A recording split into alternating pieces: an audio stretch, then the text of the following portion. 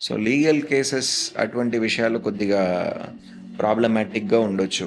అదేలాగా వీళ్ళు ఏదైనా ఫ్యామిలీలో ఉన్నటువంటి మనకి ఆ విషయాలు మనం చూడొచ్చు. ఎస్పెషల్లీ కొనేదానికంటే అమ్మేదానికి ఈ నెల మంచి అవకాశం ఇస్తుంది.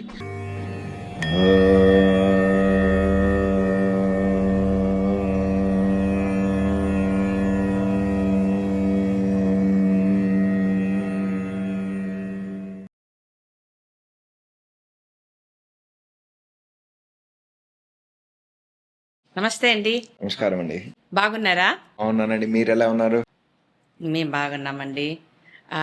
వచ్చే డిసెంబర్ నెల మకర రాశి వాళ్ళకి ఎలాగుండబోతుందండి?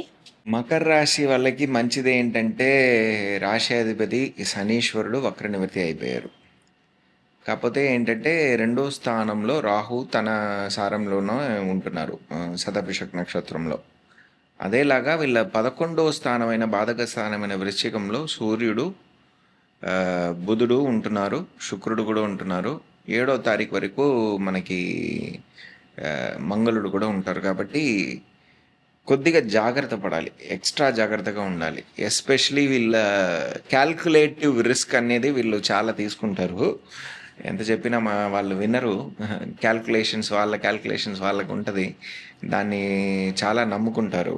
కాకపోతే ఏంటంటే ఈ నెల ఎక్స్ట్రా జాగ్రత్తగా ఉండాలి. ఎందుకంటే ఉండేవన్నీ వీళ్ళకి 11వ స్థానం బాధక స్థానంలోనూ 12వ స్థానంలోనూ ఉంటుంది కాబట్టి ఎక్స్ట్రా జాగ్రత్తగా ఉండాలి.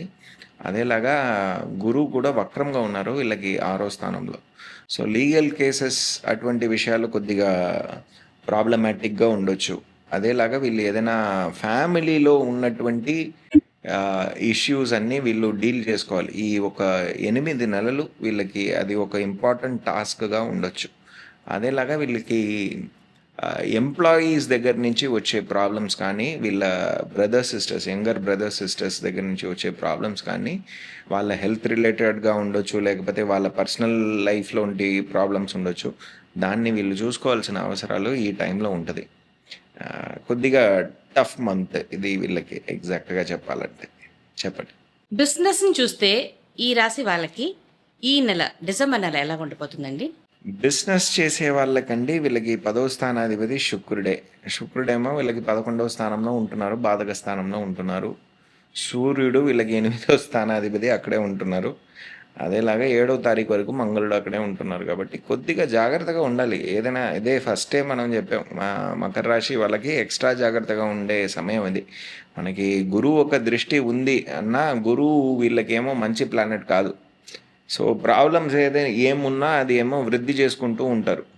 సో ఈ ప్రాబ్లం సాల్వ్ అయ్యే అవకాశాలు అన్నది మనకి 16th తర్వాతే ఉంది. ఎప్పుడు శనీశ్వరుడు వీళ్ళ అందరినీ చూస్తారో అప్పుడే వీళ్ళకి సొల్యూషన్ అనేది దొరికే అవకాశం. అంతవరకు వీళ్ళకి ఎక్స్ట్రా జాగ్రత్తగా ఉండాలి. డీల్స్ కానీ, బిజినెస్ డీల్స్ దాన్ని కానీ, అదేలాగా గవర్నమెంట్ రిలేటెడ్ ప్రాబ్లమ్స్ కానీ ఏదైనా ఒకటి వీళ్ళకి ప్రాబ్లమాటిక్గా ఉండే అవకాశాలు ఈ టైం పీరియడ్లో ఉంది. ఆఫీస్ గోయర్స్, ఎంప్లాయీస్ వీళ్ళందరికీ ఈ డిసెంబర్ నెల ఎలా ఉండబోతుందండి? ఎంప్లాయీస్ కండి ఇప్పుడు 6వ స్థానంలోనేమో గురువు వక్రంగా ఉన్నారు. ఆయన 12వ స్థానాన్ని చూస్తున్నారు. ఫారిన్ ఆపర్చునిటీస్ ఏదైనా వీళ్ళకి రావచ్చు.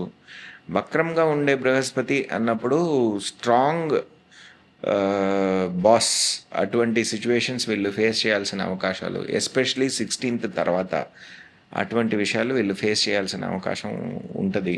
6వ స్థానాధిపతి బుధుడేమో అక్కడి నుంచి వెళ్ళట్లేదు, బాధక స్థానాన్ని నుంచి వెళ్ళట్లేదు. కాబట్టి 100% ఫ్రీ అయ్యారు అని మనం చెప్పలేం. చేంజెస్ అయ్యే అవకాశాలు ఉన్నాయి. ఏదైనా జాబ్ చేయాలి అనుకుంటే ఈ టైం పీరియడ్లో మంచి డెసిషన్ తీసుకుంటే వీళ్ళకి మంచి రిజల్ట్స్ రావచ్చు.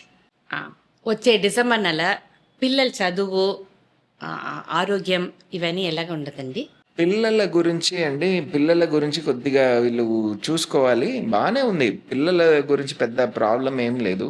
పిల్లల గురించి వీళ్ళు ఎక్కువగా ఎక్స్పెండిచర్స్ వాళ్ళ గురించి వీళ్ళు చేసే అవకాశాలు ఈ టైం పీరియడ్లో ఉంది.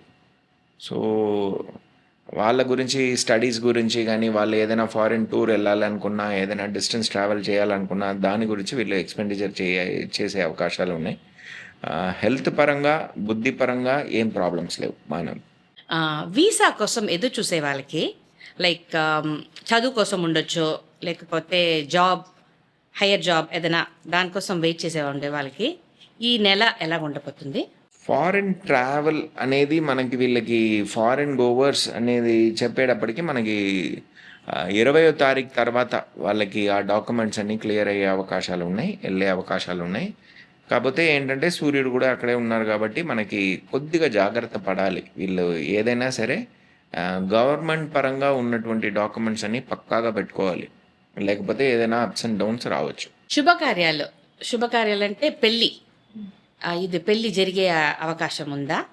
శుభకార్యాలండి వీళ్ళకి మెయిన్‌గా ఇప్పుడు శుభకార్యం అని చెప్తే వీళ్ళకి మెయిన్‌గా బిజినెస్ పరంగా కొత్త విషయాలు వీళ్ళు ఏదైనా చేయడానికి ప్రయత్నిస్తే బావుండొచ్చు వీళ్ళకి. అది కొద్దిగా సమయం. ఇప్పుడు స్టార్ట్ చేస్తే మనకి ఒక నెల తర్వాత మనకి మంచి రిజల్ట్స్ వచ్చే అవకాశం ఉంది. పార్ట్నర్‌షిప్స్ అన్నిటికి ఇదేం మంచి సమయం కాదు.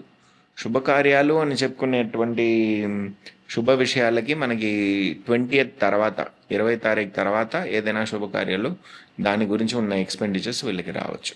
ఈ ఈ రాశి వాళ్ళకి ఈ డిసెంబర్ నెలల్లో ఏదైనా లీగల్ ఇష్యూస్ ఉంటే అది ఎలా ఉండబోతుంది? ఓకే.